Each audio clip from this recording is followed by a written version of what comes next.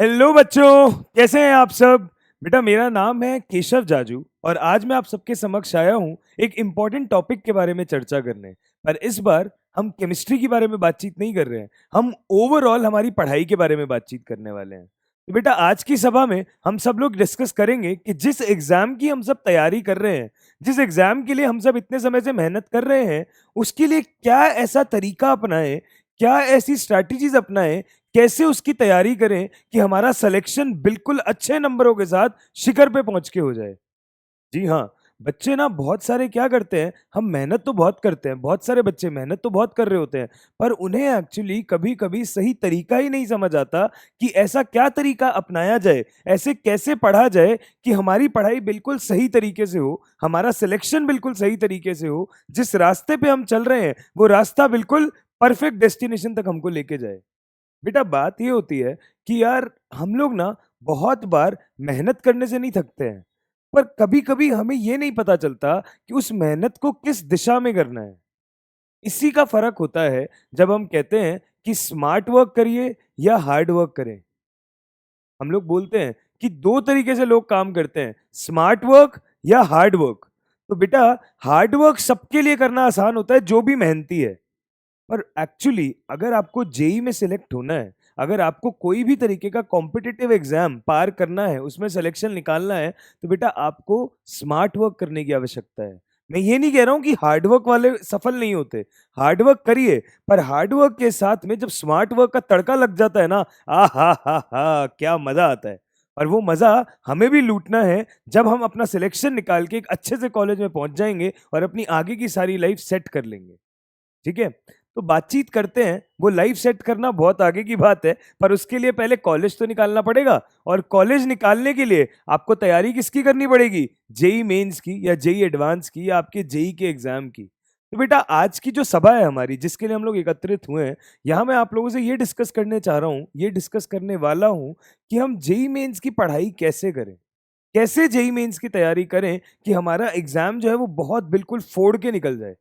तो ध्यान से सुनिएगा मेरी बात। बेटा सबसे पहले हम ये तो समझे कि हमारा एग्जाम है क्या, हम हमारे एग्जाम को जाने तो सही।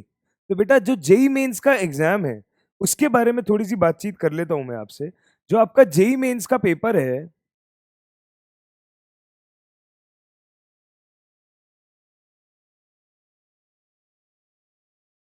बेटा इसके अंदर टोटल आते हैं 90 सवाल।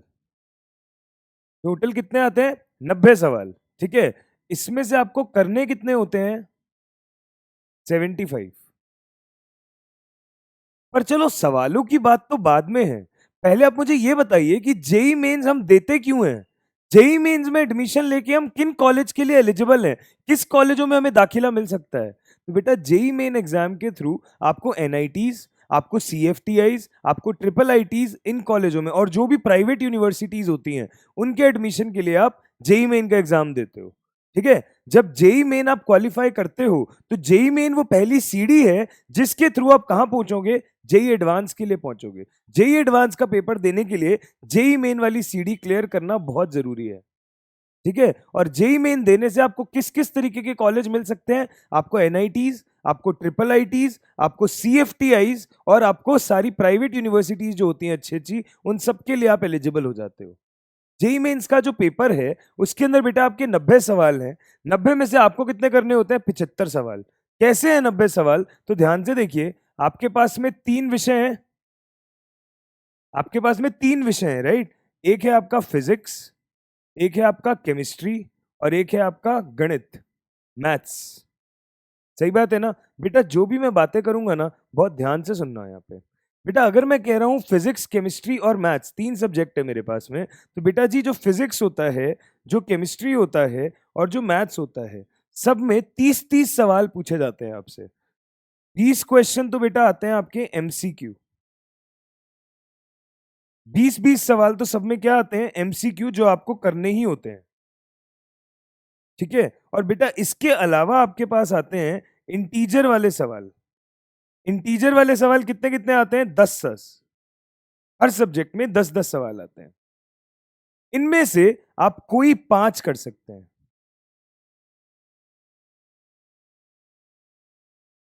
अच्छा जी, अगर प्रति विषय कोई 5 सवाल करने होते हैं तो यानी कि फिजिक्स में 25, केमिस्ट्री में 25 और मैथ्स में 25। और जो प्रत्येक सवाल होता है आपका, जो प्रत्येक सवाल होता है वो कितने नंबर का होता है? 4 नंबर का। और अगर आपका सवाल गलत हो गया तो आपकी नेगेटिव मार्किंग भी होती है, कितने नंबर की? -1 नंबर की। तो यानी कि आपका टोटल जो पेपर है वो कितने मार्क्स का हो गया? टोटल पेपर आपका हो गया 300 नंबर का। ठीक बात है। बेटा ये है आपका पेपर जिसकी आप लोग सब तैयारियां कर रहे हो। पीसीएम 3 सब्जेक्ट पेपर में पूछे जाते हैं, फिजिक्स, केमिस्ट्री, मैथ्स। सही बात है। हर किसी के 20-20 सवाल तो आपके आते हैं एमसीक्यू वाले, बहुविकल्पीय। और आपके 10-10 सवाल कैसे आते हैं? इंटीजर वाले, जिनके अंदर आप संख्या डालते हो, संख्यात्मक आते हैं। ठीक बात है ना बेटा? पेपर तो ठीक है, हमें समझ में आ गया, जेई मेंस का 300 नंबर का होता है, 4 नंबर सही के, -1 नंबर गलत के। पर बात है इनकी पढ़ाई कैसे करें? सर मुझे तो केमिस्ट्री तो फिर भी समझ में आ जाती है, मैथ्स सर मुझे डिफिकल्ट बहुत लगती है और फिजिक्स तो मुझे चमकती ही नहीं है।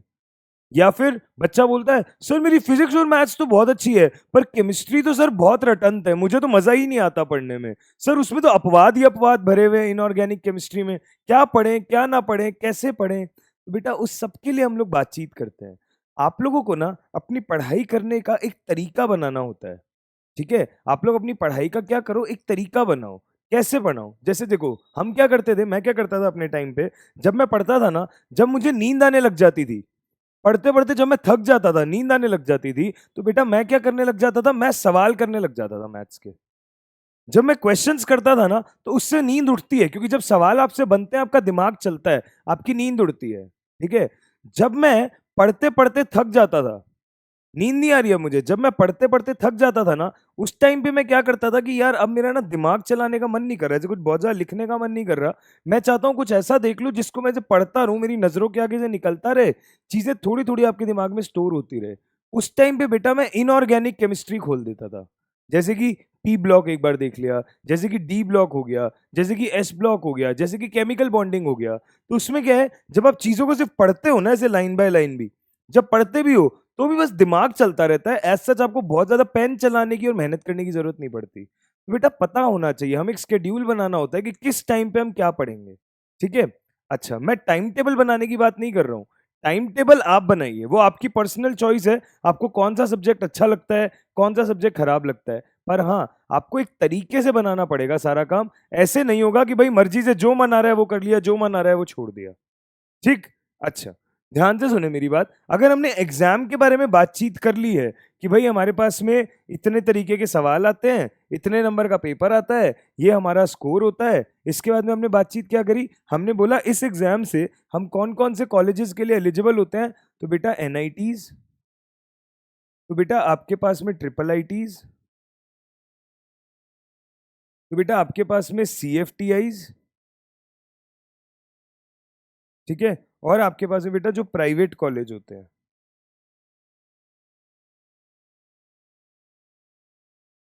ठीक है। अच्छा बेटा बात ये है, क्या करें, कैसे करें, कैसे पढ़ाई करें, कैसे शेड्यूल बनाएं, कैसे हम लोग चीजों को डिजाइन करें कि हमारा सिलेक्शन बढ़िया तरीके से हो जाए। तो बेटा सबसे पहले ना हमें हमारे पढ़ाई में ये पता होना चाहिए कि हमारे लिए क्या चीज अनिवार्य है और क्या चीज अनिवार्य नहीं है। ठीक है। कहाँ से पढ़ना है, कितना पढ़ना है, क्या पढ़ना है। जैसे कि क्या होता है, बच्चों को आदत होती है किताबें इकट्ठे करने की। अब हमने देना है भैया पेपर, हमने क्या किया, सब्जेक्ट की बहुत सारी बुक्स इकट्ठी कर ली, बहुत सारी जगह के नोट्स मंगा लिए, बहुत सारा मटेरियल इकट्ठा कर लिया। बेटा उतने मटेरियल का क्या अचार डालोगे? हमेशा ध्यान रहे, किताब हमेशा एक रखो, और जो भी आपको पढ़ा रहा है टीचर उस पे पूरा फेथ रखो। किताब हमेशा एक रखो सॉल्व करने के लिए, और जो भी मास्टर आपको पढ़ा रहे हैं, जो भी टीचर्स आपको पढ़ा रहे हैं, उन पे फेथ रखो कि वो जो आपको पढ़ा रहे हैं ना वो गलत नहीं पढ़ा रहे। तो ज्यादा इधर उधर के नोट्स उठाना, इधर उधर का मटेरियल इकट्ठा करना, उससे सिर्फ मन की खुशी मिलती है बेटा, सिलेक्शन में उसमें कोई आपकी वृद्धि नहीं हो रही है उसकी दर में कि आपका सिलेक्शन होगा ही होगा और नहीं होगा ही नहीं होगा। ठीक है। जो भी आपको पढ़ाया जा रहा है पहले उस चीज को अच्छे से पढ़ें। जैसे कि मैंने क्या बोला, ध्यान से सुने, जो भी आपको टीचर्स पढ़ाते हैं, जो भी आपके सेशंस होते हैं ऑनलाइन, है ना, आपको ऑनलाइन वीडियोस मिलते हैं। अगर आपको ऑनलाइन वीडियोस मिलते हैं तो आपको दो तरीके से मिलते हैं। या तो लाइव मिलते हैं या फिर आपको कैसे मिलते हैं, रिकॉर्डेड मिलते हैं। तो बेटा इनका पूरा फायदा उठाएं, ध्यान से सुने आपको क्या पढ़ाया जा रहा है, किस लेवल पे पढ़ाया जा रहा है, ठीक है, क्या एक्स्ट्रा बातें बताई जा रही है, बहुत ध्यान से सुने। पहली सीढ़ी तो यही है। हाँ मैं मानता हूं बच्चे क्या बोलते हैं, सर कोई कितना भी पढ़ा ले, मेहनत तो एंड में हमें ही करनी है ना। बेटा मेहनत तुम्हें ही करनी है, पर उस मेहनत के लिए तुम्हें मैदान तो हम दे रहे हैं ना, तुम्हें टीचर दे रहा है, तुम्हें बताया जा रहा है कि बेटा तुम्हें क्या पढ़ना है, कितना पढ़ना है, कितना तुम्हारे सिलेबस में है। ना उससे तुम्हें एक्स्ट्रा पढ़ना है, ना उससे तुम्हें कम पढ़ना है, तुम्हें उतने दायरे में ही चीजें पढ़नी है। एक्स्ट्रा बातें पढ़ के मन भले ही खुश हो जाएगा, पर उससे सिलेक्शन में कोई काम नहीं आएगा। हमें पीएचडी नहीं कर लेनी है किसी चीज में, हम तो उतना पढ़ेंगे जितने से हम क्या हो जाएं, सिलेक्ट हो जाएं। पर उतना इतना बढ़िया पढ़ेंगे कि उससे कोई भी सवाल आएगा तो हमारा रुकना नहीं चाहिए, राइट। तो पहली सीढ़ी मैंने क्या बताई, जो भी आपके टीचर्स आपको पढ़ा रहे हैं सेशन में, चाहे वो लाइव क्लास हो चाहे वो रिकॉर्डेड हो, बेटा इसको बड़ी तसल्ली से सुनो, बहुत ध्यान से समझो बातों को। अब इसमें भी एक खरबूजा है। क्या खरबूजा है, बेटा जब टीचर पढ़ाते हैं तो हमारा ध्यान क्या होता है, अरे अरे सर ने बोर्ड भर दिया, सर ने बहुत सारी बातें बता दी, हम सुनते सुनते लिखते रहते हैं, लिखे पढ़े हैं लिखे पढ़े हैं। बेटा उस पर टाइम वेस्ट मत कर, उस पर टाइम वेस्ट मत कर, रुक जा। अपने को लगता है कि नोट्स बनाना नोट्स बनाना नोट्स बनाना, अरे बेटा नोट्स तो तुम बनाना बाद में जब रिवाइज कर लो। पर उस वक्त क्या होगा बेटा, नोट्स तो तुम्हें मिल जाएंगे पीडीएफ, सेशन के बाद में पूरे नोट्स की पीडीएफ तो तुम्हें मिलती ही है वैसे भी, है ना। तो अभी नोट्स बना के क्या करोगे, अभी उस समय सुनो बात को ध्यान से।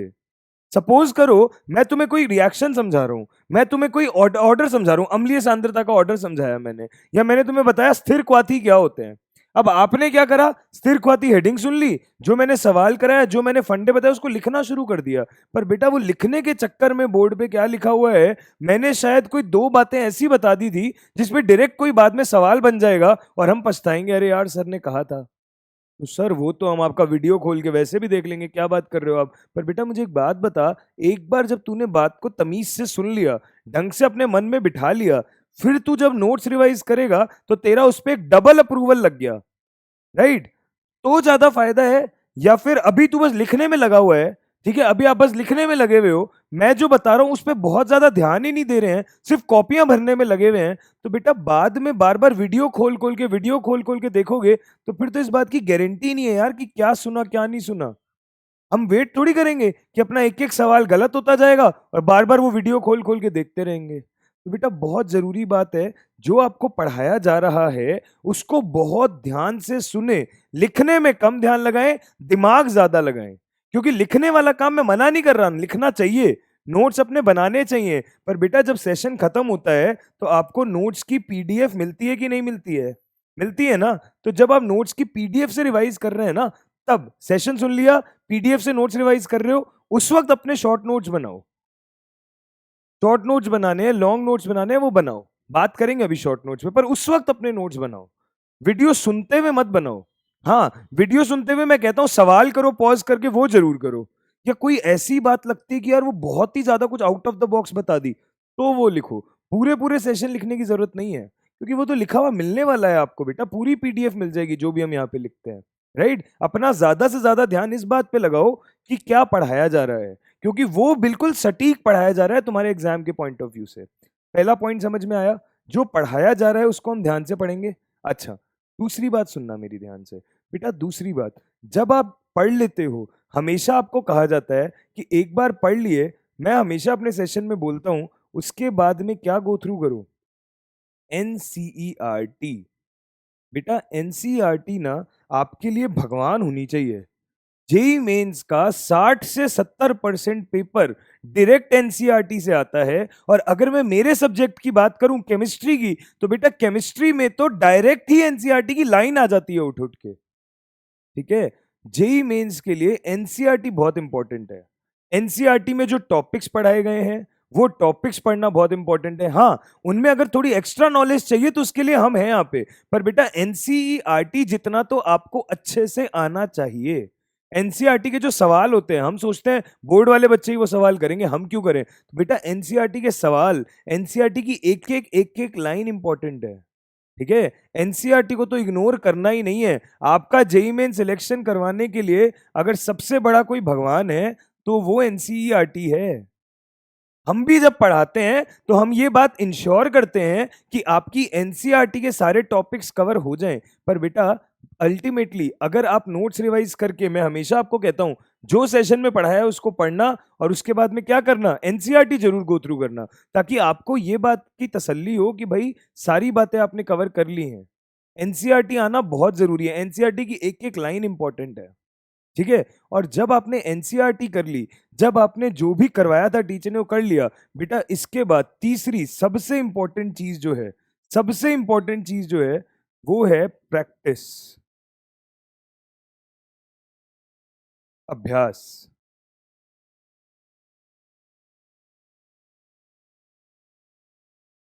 बेटा ये है जो एक्चुअली तुम्हें रैंक दिलाएगी। देखो, हर चीज का ना अपना अपना एक इंपॉर्टेंस होता है। अगर तुम ये नहीं समझोगे तो ये कर ही नहीं पाओगे। अगर तुम ये नहीं पढ़ोगे फिर भी ये नहीं कर पाओगे। तो डायरेक्ट इस पे भी नहीं कूद सकते, क्योंकि भैया पहले कुछ आना तो चाहिए। और जब सब आ जाएगा तो फिर वो अप्लाई भी तो करना आना चाहिए। घोटना थोड़ी है सिर्फ। ठीक है, किताबें खोल खोल के सिर्फ रटना थोड़ी है अपने को। तो बेटा किताबें खोल खोल के, नोट्स पढ़ पढ़ के, जब सारा पढ़ ली बातें, सारे सेशन देख लिए आपने अच्छे से, चैप्टर आपको समझ में आ गया, उसकी क्या करते जाओ, साथ साथ प्रैक्टिस। बेटा आप लोग बोलते हो कि सर हमारा ना बैकलॉग बहुत इकट्ठा हो जाता है। पर बैकलॉग ऐसा नहीं है सिर्फ तुम्हारा होता है, दुनिया में हर किसी का होता है। हर बच्चे का बैकलॉग है, हर बच्चे का जो पढ़ाई कर रहा है। इनफैक्ट कोई भी बच्चा ऐसा नहीं होगा जो कह दे कि भाई मेरा तो सारा बैकलॉग क्लियर है। पर इसके लिए सोल्यूशन क्या है? इसके लिए सोल्यूशन है रोज का काम रोज। सिर्फ एक मंत्र है बेटा, रोज का काम रोज। जिस दिन से ये चीज समझ लोगे ना, उस दिन से बैकलॉग, मैं ये नहीं कह रहा बंद हो जाएगा, पर हाँ कम जरूर हो जाएगा। रोज का काम रोज। जो टॉपिक आज पढ़ा है, ये बात पक्की है कि मैं आज सोने से पहले उसके सवाल लगा के सोऊंगा। मुझे उस टॉपिक के सवाल करने हैं, अदरवाइज मैं सोऊंगा ही नहीं। मुझे कल पे छोड़ना ही नहीं है, क्योंकि कल तो मेरा अगला सेशन आ जाएगा। फिर मैं क्या करूंगा? उसके भी सवाल इकट्ठे हो गए, इसके भी सवाल करने थे, ना इधर के रहे ना उधर के रहे। तो बेटा रोज का काम रोज करना बहुत जरूरी है। ठीक है। जब भी टॉपिक, जो भी चैप्टर आपका चल रहा है रनिंग में, उसको बेटा उसी के साथ उसकी प्रैक्टिस करते जाओ। उसके सवाल, उसकी वैरायटी, उसके डाउट्स, उसके क्वेश्चन, उसके कॉन्सेप्ट उसके साथ साथ निपटा दो। क्योंकि एक बार चैप्टर छूटा तो बस फिर एक चैप्टर छूट गया, चलो कोई नहीं, कभी सर समय निकाल के इसको पढ़ूंगा मैं। फिर अगला चैप्टर चल गया, उसमें भी हमने 2-3 लेक्चर के बाद यही बात कर दी। फिर अगला चैप्टर चल गया, उसमें भी हमने 2-3 लेक्चर के बाद यही बात कर दी। और जब ये लगातार लगातार लगातार चीजें होती जाती है ना, तो आपका क्या बन जाता है? बैकलॉग। तो बेटा इसलिए ये रूल बनाओ, जो चैप्टर जब पढ़ाया जा रहा है उसी समय पे उसकी प्रैक्टिस चलती रहनी चाहिए। ठीक है, उसी समय पे उसकी प्रैक्टिस करते रहो, उसके सवाल लगाते रहो। मैं ये नहीं कह रहा हूं कि ये चैप्टर खत्म हो गया तो उसके बाद इसकी प्रैक्टिस बंद कर दो। प्रैक्टिस करो, पर बेटा एक बार एक पूरी एक्सरसाइज आपकी लग जानी चाहिए इस चैप्टर के साथ साथ में। आज सर ने कुछ कॉन्सेप्ट पढ़ाया, उसकी लगातार आपने जाके तुरंत डीपीपी तो सॉल्व करी, उसकी प्रैक्टिस और कर ली। ठीक है। अब प्रैक्टिस कैसे करें, कहां से करें? दुनिया में तो सर अथाह किताबें हैं, क्या क्या सॉल्व करें? तो बेटा सबसे पहले जो भी सवाल आपको सेशन में करवाए जाते हैं, घर पे जब आप नोट्स रिवाइज करते हो तो उनको खुद करने की कोशिश करो। एक बार आप ध्यान से जब सुनते हो, जब आपको सेशन पढ़ाया जाता है, उसके बाद आप घर जाके उसकी नोट्स भी रिवाइज करते हो। तो जब नोट्स रिवाइज कर रहे हो ना, उस टाइम पे सवाल को खुद सॉल्व करो। और ये भी कोशिश करो कि जब सेशन में सर पढ़ा रहे हैं, जब सर ने सेशन में सवाल दिया है, तो ऐसा तो है नहीं कि सर आपको डायरेक्ट ही सवाल पे ले गए। सर ने कुछ समझाया होगा, उसी के बेसिस पे ही तो सवाल दिया होगा। तो उस सवाल को ना वीडियो पॉज करके खुद करने की कोशिश करा करो।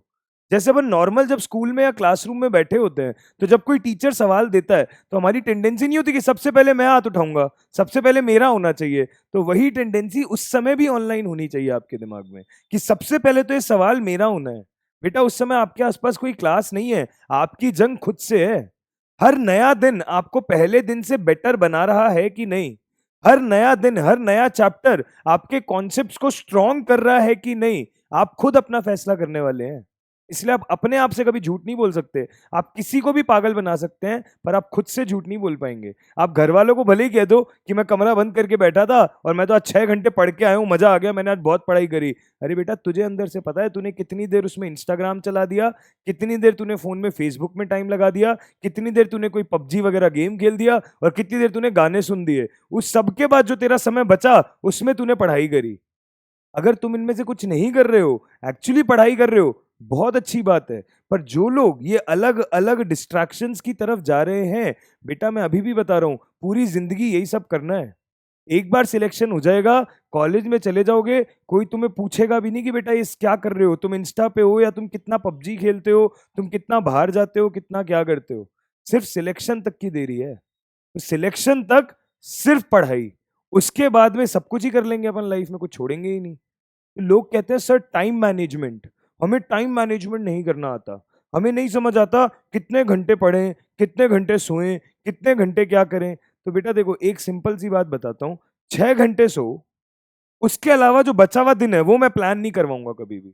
6 घंटे की नींद लो, ठीक है। लोग 7-8 घंटे भी कहते हैं, लोग 3-4 घंटे भी कहते हैं। मैं तुम्हें अपने एक्सपीरियंस से बताता हूँ, 6 घंटे सो, बचे हुए 18 घंटे तुम्हारे हाथ में है, तुम्हें क्या करना है। उसमें कोई टाइम मैनेजमेंट बेटा तुम्हें कोई नहीं सिखा सकता।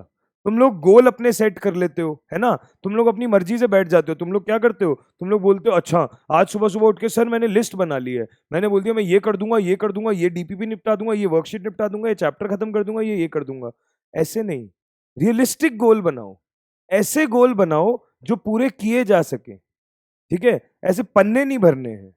तो बेटा इसलिए टाइम मैनेजमेंट तुम्हारा है, तुम कैसे यूज करते हो। मैं तो ये कहूंगा 6 घंटे सोने के बाद 18 घंटे दिन के बचे हैं ना, पूरा का पूरा टाइम जेई को दे दो भाई।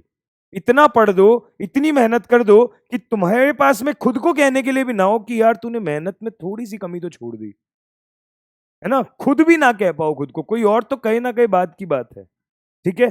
तो हमने बेटा 3 बातें डिस्कस करी थी। हमने कहा सबसे पहले हम अपने सेशंस को बड़े ध्यान से सुनेंगे, अपने नोट्स को बहुत ध्यान से पढ़ेंगे, प्रैक्टिस करेंगे। हम एनसीईआरटी को बहुत अच्छे से गो थ्रू करेंगे और फिर प्रैक्टिस करेंगे।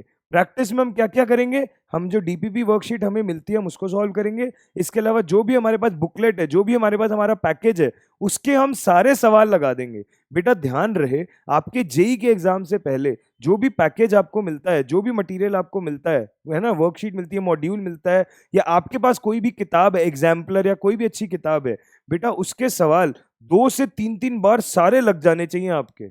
बहुत बढ़िया रिवीजन हो जाएगा उससे, ठीक है। जब भी सवाल करते हो, एक और बात सुन लो मेरी, जब भी सवाल करते हो टाइम सेट करके करा करो। ऐसे नहीं मजे में किताब खोल के बैठे हैं, एक बन गया, दो बन गया, तीसरा नहीं बना गोला मार दिया, चौथा नहीं बना, पांचवा नहीं बना गोला मार दिया, फिर आंसर देख लिया, सॉल्यूशन देख लिया, अच्छा अच्छा मन को समझा लिया, ऐसे ही होगा ऐसे ही होगा, चल गए आगे। ऐसे नहीं, टाइम सेट करो। 10 सवाल करने हैं ना, एक सवाल के लिए 1 से 1.5 मिनट का टाइम सेट करो, फिर सवालों को करो। 10 मिनट खत्म होने के बाद जितनी भी देर, सपोज तुम्हें 10 सवाल करने हैं, तुमने हर सवाल के लिए 1 मिनट सेट किया। मैं इनऑर्गेनिक केमिस्ट्री की बात कर रहा हूँ, अकार्बनिक रसायन की। तुमने 10 सवालों के लिए 10 मिनट सेट कर दिए, 10 सवाल अटेम्प्ट किए, जो बने जो नहीं बने सब एक साथ। 10 मिनट के बाद आंसर मैच करो, जितने बने बहुत अच्छी बात, जितने नहीं बने उनको फिर देखो। ऐसे नहीं यार मजे से एक कर रहे हैं, दो कर रहे हैं, फिर आंसर देख रहे हैं, फिर 3 कर रहे हैं, फिर 4 कर रहे हैं, फिर चाय पीने चले गए, फिर 5 कर रहे हैं, 6 कर रहे हैं, दोस्त का फोन आ गया। ऐसे नहीं, समय सेट करके। क्यों बेटा, जितना तुम टाइम सेट कर करके काम करने की कोशिश करोगे ना, उतनी तुम्हारी ना सिटिंग कैपेसिटी बढ़ेगी। बहुत सारे पेरेंट्स की ना हमारे पास ये शिकायत आती है, सर हमारे बच्चे की ना सिटिंग नहीं है अच्छी, वो बैठ ही नहीं पाता, उसको 2-2 घंटे में भी नहीं बैठ पाता, वो तो 1-1 घंटे में 15-15 मिनट में उछल जाता है, बाहर आ जाता है, कभी इधर चला जाता है, कभी वॉशरूम चला जाता है, कभी कुछ करने लग जाता है। तो बेटा जब ये टाइम सेट कर करके तुम काम करने की कोशिश करोगे ना, तो तुम्हारी सिटिंग कैपेसिटी बढ़ेगी, है ना। तो सिटिंग कैपेसिटी बढ़ाने के लिए, और वो एग्जाम एक माहौल होगा कि नहीं 10 मिनट में मुझे इतने सवाल करने हैं, 1 घंटे में मुझे इतने सवाल करने हैं, तो वो ना एक दिमाग के अंदर चलेगा कि नहीं यार इतने टाइम में इतना करना ही पड़ेगा मुझे। तो वो एक टेस्ट जैसा माहौल बनेगा। मेन टेस्ट देने से पहले कम से कम 20 से 25 बार तुम अपने साथ वो टेस्ट जैसा माहौल बना लोगे ना, तुम्हें मजा आ जाएगा। उस पेपर वाले दिन तुम्हें डर ही नहीं लगेगा, क्योंकि तुम वैसा माहौल तो खुद के साथ कितनी बार क्रिएट कर चुके हो, राइट। करते हैं उन सब टॉपिक पे बारे में बात, पर हमारा सबसे पहला पॉइंट था क्या करें कैसे करें। तो हमने 3 चीजें समझी। हमने कहा हम अपने सेशंस को बड़े ध्यान से सुनेंगे, उसके बाद हम एनसीईआरटी को बड़े अच्छे से पढ़ेंगे, और फिर हम प्रैक्टिस रेगुलर करेंगे। प्रैक्टिस में हम क्या करेंगे, हमें जो भी डीपीपी मिलती है हम उसको जरूर सॉल्व करेंगे, और उसके बाद जो भी हमारे पास में मटीरियल है, चाहे बुक है, चाहे कोई पीडीएफ है, या ऑनलाइन आपको कुछ मिलता है, आप उसको सॉल्व करेंगे। पर ऐसा नहीं कि बहुत सारी चीजें इकट्ठी कर ली। अपने टीचर से बात कर लीजिए, वो आपको जो भी बताते हैं वो बुक सॉल्व कीजिए, या जो भी आपको पैकेज मिलता है वो सॉल्व कीजिए। पर ऐसे नहीं बेटा कि अंधे हाथ कुछ भी ले आए मार्केट से और सब कुछ लेके बैठ गए, फिर परेशान हो रहे हैं, सर मैं तो इतनी सारी किताबें खरीद के लाया था पर मैं तो कंफ्यूज ही हो गया कि क्या क्या करूं, और फिर मुझसे कुछ भी नहीं हुआ। वो वाला हिसाब किताब हमें नहीं करना अपने साथ में। ठीक है, तो बात कर लीजिए किसी से कि क्या यूज करे, वो सॉल्व करो। ठीक, चलो आगे बात करते हैं। तो बेटा हमने बोला सबसे पहले एनसीईआरटी। तो बेटा एनसीईआरटी की तो बहुत इंपॉर्टेंस है, एनसीईआरटी की तो अथाह इंपॉर्टेंस है। बेटा मैं आपको बता रहा हूं, केमिस्ट्री की अगर मैं बात करूं तो बेटा केमिस्ट्री के लिए तो एनसीईआरटी, केमिस्ट्री के लिए तो बेटा एनसीईआरटी जो है ना वो रामबाण है। अगर तुमने ये पढ़ ली बहुत अच्छे से तो बेटा तुम्हारा स्कोर कोई रोक ही नहीं सकता केमिस्ट्री में। जिन बच्चों को केमिस्ट्री बोरिंग लगती है उनके लिए भी कह रहा हूं, और जिनको अच्छी लगती है उनके लिए भी कह रहा हूं, एनसीईआरटी बेटा रामबाण है। इसको लगा डाला तो लाइफ झिंगा लाला ही हो जाएगी एक्चुअली वाली। ठीक है बेटा, बहुत नंबर दिलाती है केमिस्ट्री तुम्हें। तुम सोचो, तुम्हारा इनऑर्गेनिक केमिस्ट्री अगर है और अगर एग्जाम में उसके 25 में से 10 सवाल भी टकरा गए तो उन 10 सवालों में तुम्हें पेन नहीं चलाना बेटा। वो 10 सवाल तुम्हारी नॉलेज पे है, कितना तुम्हारा दिमाग उस वक्त स्ट्राइक कर पा रहा है कि इसको ऐसे करूं, इसको ऐसे करूं, इसको ये कर दिया, इसका ये कर दिया। 40 नंबर आ गए भाई साहब। फिर आ गई तुम्हारी ऑर्गेनिक की रिएक्शन। ऑर्गेनिक में दिमाग लगाना पड़ता है, मैं मानता हूं, पर फिर भी बेटा अगर आपने सिर्फ एनसीईआरटी में जितनी रिएक्शन दी हुई हैं, जितनी अभिक्रियाएं तुम्हारी एनसीईआरटी की किताब में दी हुई हैं, अगर उतनी तुम बहुत बढ़िया से प्रैक्टिस करके आए हो, तुमने एक एक मैकेनिज्म कॉपी में 5-5 बार समझ समझ के कर लिया है, तुमने हर मैकेनिज्म की प्रैक्टिस भी कर ली है, हर तरीके के सवाल भी लगा लिए एनसीईआरटी जितने भी सिर्फ, तो भी बेटा तुमसे पेपर में बहुत मजा आ जाएगा। मैं कह ही नहीं रहा बहुत एक्स्ट्रा चीजें पढ़ो, जितने क्रिया विधियां एनसीईआरटी में दी हैं, जितने सवाल एनसीईआरटी में दिए हैं, उतने भी तुम बढ़िया से लगा लोगे, तुम्हारा बहुत बढ़िया हो जाएगा काम। और फिर जो टीचर पढ़ा रहे हैं, हम जो मेहनत कर रहे हैं तुम्हारे साथ, वो तो अलग है ही। तो एनसीईआरटी बहुत इंपॉर्टेंट है। फिजिक्स मैथ्स में भी एनसीईआरटी इंपॉर्टेंट है। टॉपिक्स तो वही आते हैं जेईई मेंस के अंदर, बहुत हटके टॉपिक्स नहीं आते, पर बेटा केमिस्ट्री के लिए तो एनसीईआरटी रामबाण है। ठीक है, एनसीईआरटी की इंपॉर्टेंस मैं जितना बोलूं उतना कम है। ठीक है साहब, जब एनसीईआरटी की बात हो गई तो अब बात है रिवीजन कैसे करें। जब हम पढ़ लेते हैं, हम नोट्स भी बना लेते हैं, सर आपने हमें रेगुलर पढ़ने का तरीका बता दिया कि पढ़ो, टीचर का सेशन, एनसीईआरटी बनाओ, प्रैक्टिस करो, सब करो, रिवीजन कैसे करें। बेटा देखो, रिवीजन के लिए ना 2 बातें बताता हूं मैं तुम्हें। एक तो हर संडे अपने आप से रूल बनाओ, हर संडे एक प्रैक्टिस सेशन तुम अपना रखोगे। हर संडे आप क्या रखेंगे, एक प्रैक्टिस सेशन। क्योंकि बेटा मैं तुम्हें हमेशा बोल रहा हूं, प्रैक्टिस प्रैक्टिस प्रैक्टिस, जितनी प्रैक्टिस करोगे कम है। तो क्या करो ना, जो भी उस पूरे हफ्ते में पढ़ा, उस पूरे हफ्ते में जो भी टॉपिक्स तुम्हें पढ़ाए गए, उसके ना सवाल इकट्ठे कर लो। कितने सवाल इकट्ठे कर लो, फिजिक्स केमिस्ट्री मैथ्स के मिला के 75 सवाल इकट्ठे कर लो। चलो शुरुआत में 75 मुश्किल लगते हैं, तुम एक काम करो 30 सवाल इकट्ठे कर लो, या फिर तुम एक काम करो 45 सवाल इकट्ठे कर लो। चलो 45 पे लॉक करते हैं। 75 कर पा रहे हो, बहुत अच्छी बात है। 45 क्वेश्चंस कम से कम लॉक कर लो। अब क्या हो गए, 15 फिजिक्स के, 15 केमिस्ट्री के, 15 मैथ्स के। एक हफ्ते में उतना ही पढ़ाया जाता है। 75 सवाल जितना कंटेंट हो सकता है ना मिले, फिर वो फर्जी फुद्दू सवाल मिलेंगे, उन्हें करके भी मन को खुशी मिलती है तो वो टाइम वेस्ट है। 45 सवाल इकट्ठे कर लो। बेटा 45 सवाल के लिए तुम 1.5 घंटे का टाइम सेट कर लो। ठीक है, 1 से 1.5 घंटे का टाइम सेट कर लो, और उसके अंदर वो जो 45 सवाल तुमने इकट्ठे करे हैं, अपना रूम करो लॉक। फिजिक्स केमिस्ट्री मैथ्स तुमने वो सवाल इकट्ठे करे हुए हैं, इस 1.5 घंटे में तमीज से उन सारे सब्जेक्ट्स के सवालों को लगाओ। तमीज से उन सवालों को सॉल्व करो। किसी का भी आंसर नहीं देखोगे, किसी का भी कोई सॉल्यूशन नहीं देखोगे, जो आता है जैसा आता है ये करना है।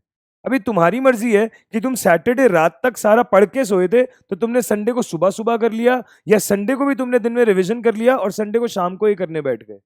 तुम्हारी मर्जी है, पर संडे को एक शिफ्ट तो ऐसी लगनी चाहिए। ये हो जाएगा तुम्हारा उस पूरे हफ्ते का रिवीजन। तुम्हें समझ आ जाएगा कितने पानी में हो तुम।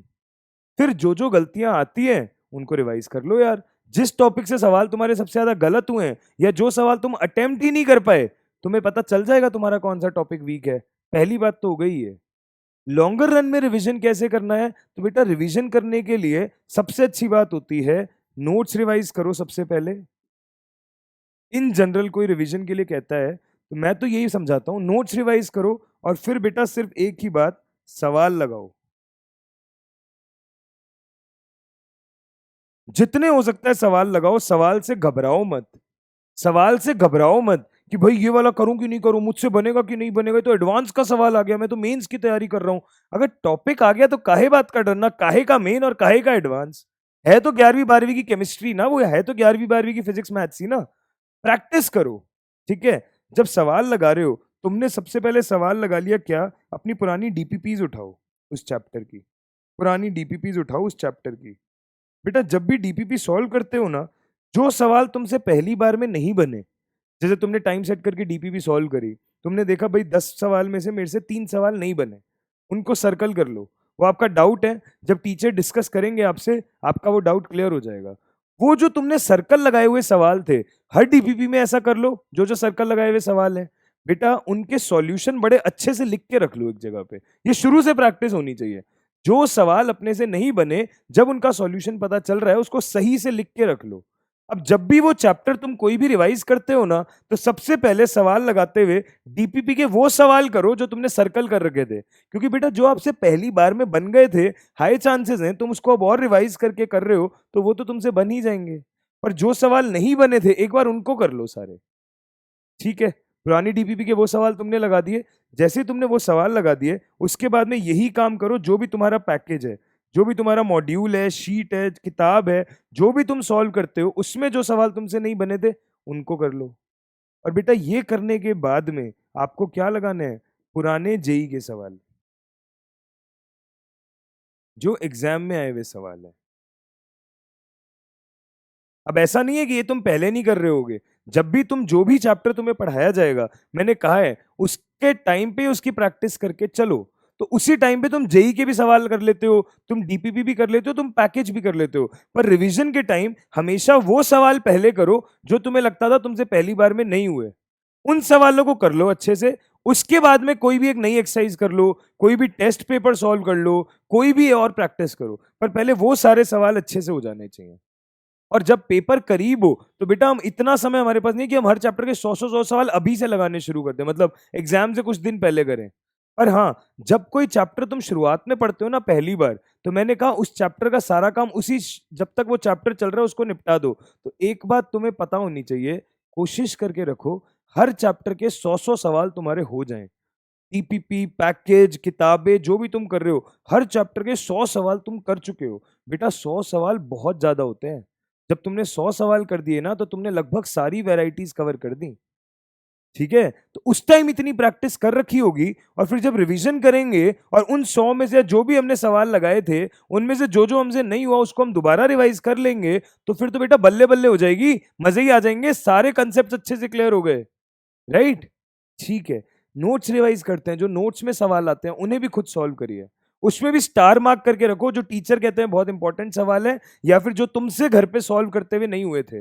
नोट्स रिवाइज करने के बावजूद, वीडियो सुनने के बावजूद, जब तुमने खुद से पहली बार किए थे तुमसे नहीं हुए थे, वो जो मार्किंग्स होती है ना, वो बड़ी हेल्प करती हैं बाद में इंपॉर्टेंट चीजें करने में। ठीक है। ये भैया हमारी परफेक्ट रिवीजन स्ट्रैटेजी है। बाकी बेटा जिसको जैसे करना होता है, कोई कैसे भी कर सकता है, कोई दिक्कत वाली बात है नहीं। बट हाँ, ठीक है, आगे बात करें। चलो, रिवीजन कैसे करें समझ आया। पर बेटा ये बहुत फायदा देगा तुम्हें, ये करके देखना। This will be very helpful. धीरे धीरे 1.5 घंटे को हम 3 घंटे तक लेके जाएंगे। अभी हम एक एक हफ्ते का रिवाइज कर रहे हैं, थोड़े थोड़े समय में हम 2-2 हफ्ते का एक साथ लेना शुरू कर देंगे। फिर जब हमें लगेगा हम थोड़े और बेटर होते जा रहे हैं इसके अंदर, तो हम पूरे पूरे महीने में क्या कवर किया वो लेना शुरू कर देंगे। इससे क्या होगा बेटा, आपकी ना वो प्रैक्टिस सिटिंग कैपेसिटी बहुत अच्छी होगी और तुम्हारी एक्यूरेसी बढ़ेगी। जब घर में तुम इतने सवाल सॉल्व करोगे, तुम्हें पता होगा सही के लिए +4 लगाओ, गलत के लिए -1 लगाओ। वो एक्यूरेसी, वो नेगेटिव मार्किंग से बचना, वो सारी चीजें तुम अपने अंदर घर पे ऑलरेडी उस माहौल में काम कर रहे हो। तो जब तुम टेस्ट देने जाओगे, जब तुम मेन एग्जाम देने जाओगे, तो वो डर ही नहीं रहेगा। बच्चे ना बहुत सारे आके पेपर के बाद कहते हैं, सर पेपर तो इजी था पर हमारी ना नेगेटिव मार्किंग बहुत हो गई, हम क्या करें? हमसे ना बहुत सारी गलतियां हो गई, हमें समझ ही नहीं आया कि हम क्या करें। हमें तो लग रहा था हम सब कुछ सही कर रहे हैं, पर हमारी बहुत नेगेटिव हो गई सर। तो बेटा वो नेगेटिव से बचने का ही तरीका बता रहा हूं मैं। ये 1.5 घंटा है, इसको धीरे धीरे हम 3 घंटे तक कैसे तब्दील करेंगे, ये हमारी स्मार्टनेस है। और इस स्मार्टनेस में जो भी हम टेस्ट कर रहे हैं, हम +4 और -1 का हिसाब किताब रखेंगे। जितने भी सवाल कर रहे हो, 45 क्वेश्चंस कर रहे हो, 45 को 75 तक लेके जाना है, क्योंकि पेपर में 75 सवाल आएंगे। उन 75 सवाल तक +4 -1 अपने साथ बिल्कुल ईमानदार होके, अपने साथ बिल्कुल ईमानदार होके इसको फॉलो करो बेटा। इसका बहुत फायदा मिलेगा तुम्हें, मानना मेरी बात। और हर संडे करोगे, हर संडे करोगे, तो बेटा एग्जाम तक तो तुम्हें डर ही नहीं लगेगा। -1 का डर यहां होगा खुद के साथ में कि मेरा -1 आ सकता है, तो बेटा यहां पे ही तुम्हारा सिलेक्शन अच्छा होगा। क्वेश्चन का सिलेक्शन बड़ा इंपॉर्टेंट है बेटा पढ़ाई के टाइम पे। रिवीजन भी अच्छा इसीलिए जब काम आता है, अच्छा रिवीजन तभी माना जाता है जब आप पेपर कर रहे हो ना। मैं और वीडियो बनाऊंगा इस पे, कभी हम बात करेंगे कि पेपर कैसे अटेम्प्ट करें। पर एक इंपॉर्टेंट बात होती है, जब ये भी करो तुम संडे वाला काम भी, बेटा क्वेश्चन का सिलेक्शन ऐसा जरूरी बिल्कुल नहीं है कि पहले पेज पे 10 सवाल है तो पहले वो 10 होंगे तभी अगला पन्ना खुलेगा। सवालों की एक आंखों से एक छंटनी हो जानी चाहिए कि ये है जो मुझसे एक बार में बन जाएंगे। फिर ये सवाल है जो मेरे को थोड़ी मेहनत लगेगी पर मैं कर लूंगा। और फिर ये सवाल है जिनमें बहुत कैलकुलेशन है, इनको तो मैं लास्ट में करूंगा। सवालों का सही सिलेक्शन, सही समय पे उनको करना और उन्हें एक्यूरेसी के साथ करना, यही नंबर दिलाता है।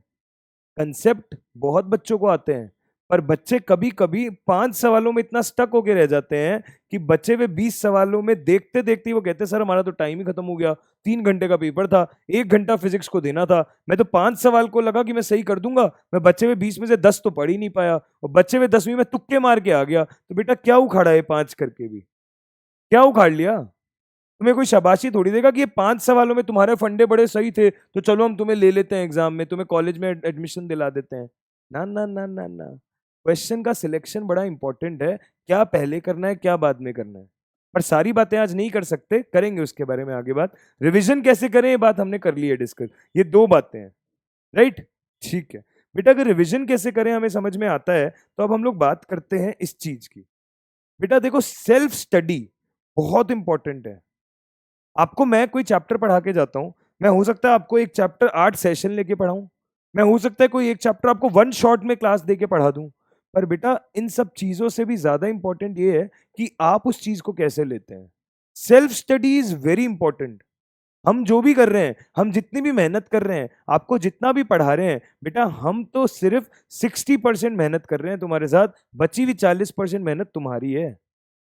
तुम अगर उस चीज को घर पे जाके अच्छे से पढ़ नहीं सकते हो, अगर तुम उस चीज को घर पे जाके रिवाइज नहीं कर रहे हो, अगर तुम उस बात को सीरियसली ले ही नहीं रहे हो, वीडियो बस खोल रहे हो कि ठीक है यार क्लास है सर की, बैठ जाते हैं, घर वालों ने कह दिया है, घर वाले पूछेंगे, क्लास अटेंड करी नहीं करी, सुन लिया लेक्चर चुपचाप, दिमाग में कुछ और ही चल रहा है ना? दिमाग में तो चल रहा है कि फटाफट क्लास से फ्री हो जाता हूँ, बाहर जाके मैं तो खाऊंगा चिली पटेटो और स्प्रिंग रोल अपने दोस्तों के साथ बैठ के थड़ी पे, और वहां मारूंगा गप्पे।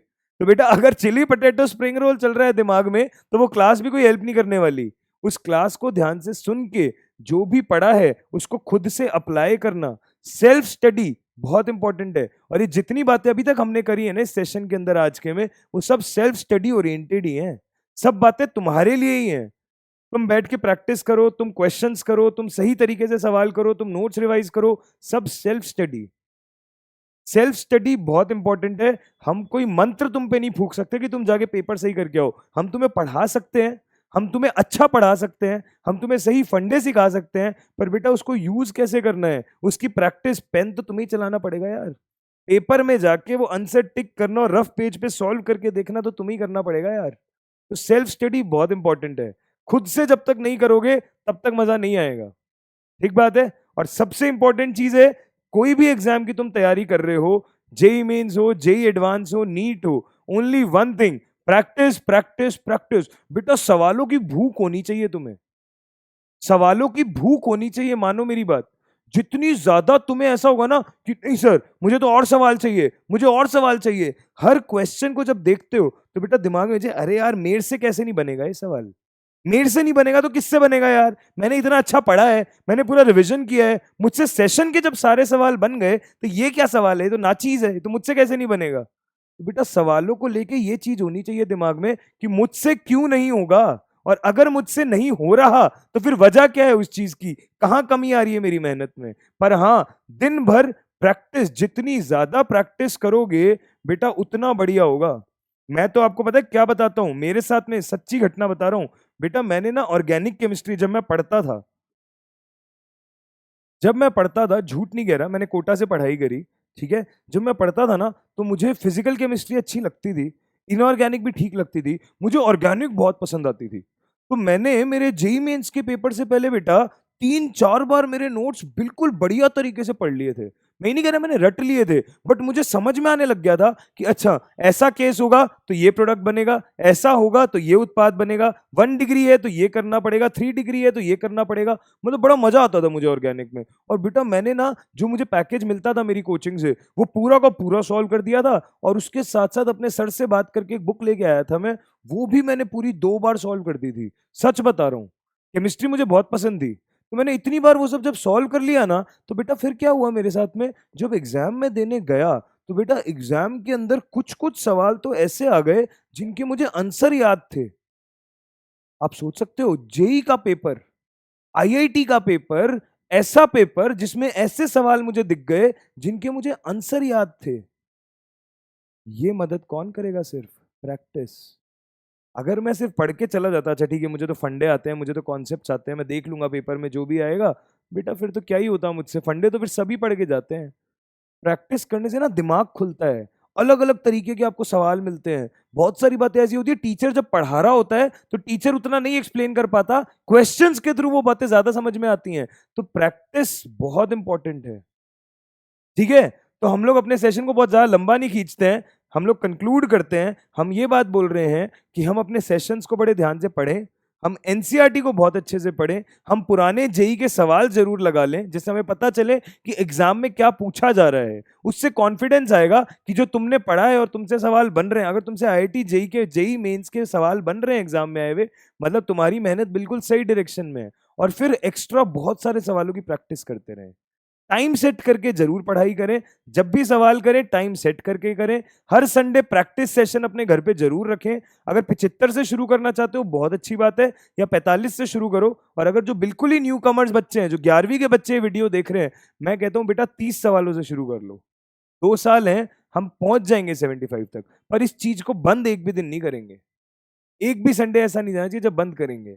और जहां तक बात रही आप सबके बड़े फेवरेट सवाल की, सर टाइम मैनेजमेंट, तो बेटा टाइम मैनेजमेंट में तो बस इतनी सी बात ही है कि 6 घंटे सोना है, बचे हुए 18 घंटे सिर्फ पढ़ाई के हैं। 11वीं 12वीं जो बच्चे ड्रॉप कर रहे हैं उनके लिए ये जो 3 साल हैं, इन 3 साल में अगर अपनी जिंदगी में से पढ़ाई पे को दे दोगे तो बेटा आने वाली जिंदगी के 40-45 साल तुम्हारे सेट है। एंड मेरी बात सुनना, मैं बहुत ज्यादा उम्र का नहीं हूं, बट अगर मैं तुम्हें ये बात कह रहा हूं, मैं लिटरली कह रहा हूं, ये बात सच होती है। हाँ, लाइफ में हर एज के साथ चैलेंजेस आते हैं, हर समय के साथ चैलेंजेस आते हैं, ठीक है। अभी इस एज में, पढ़ाई वाली एज में कुछ चैलेंज है, जॉब वॉब करेंगे तो कुछ चैलेंज आएंगे, फिर बड़े हो जाएंगे और रिस्पॉन्सिबिलिटीज आ जाएंगी, मम्मी पापा की एज पे पहुंच जाएंगे और चैलेंजेस आएंगे। पर बेटा ट्रस्ट मी, ये जो 3 साल है इस पे तुम जितना अपने आप को निचोड़ दोगे ना, आगे की लाइफ उतनी बढ़िया हो जाएगी, सेट है लाइफ। और चैलेंज तो बेटा फिर आते ही है लाइफ में, वो देखेंगे अपन किसकी लाइफ आसान है, बट फिर भी, ठीक है। तो बेटा टाइम मैनेजमेंट कुछ नहीं है, टाइम मैनेजमेंट है बस टाइम पढ़ाई पे ही देना है, और किसी चीज की आवश्यकता हमें नहीं है। अगर हम सीरियस है अपने सिलेक्शन के लिए तो, अगर हमें ये लग रहा है कि सर मजे मजे में पेपर देके देख लेता हूँ, होगा तो ठीक है, नहीं तो कुछ बैकअप है मेरे पास, तो फिर तो बेटा डिस्कशन ही खत्म हो गया, right. But time management is a myth. Actually आपका जितना भी समय है मेरे हिसाब से आपको अपनी पढ़ाई पे देना चाहिए, जितना भी समय है नींद के अलावा वो पढ़ाई ही करो, ठीक है। चलो, तो बेटा पढ़ते रहिए, मुस्कुराते रहिए, मेहनत करते रहिए, हमारे साथ जुड़े रहिए। हम पढ़ेंगे मन लगा के, और ऐसे मोटिवेटिंग सेशंस भी आप लोगों के लिए लेके आते रहेंगे, जिससे आप लोगों की मेहनत, आप लोगों का पढ़ाई करने का तरीका, उससे भी क्या मिलती रहे, एक शेप मिलती रहे। राइट, चलिए, थैंक यू सो मच, मिलते हैं अगले सेशन में।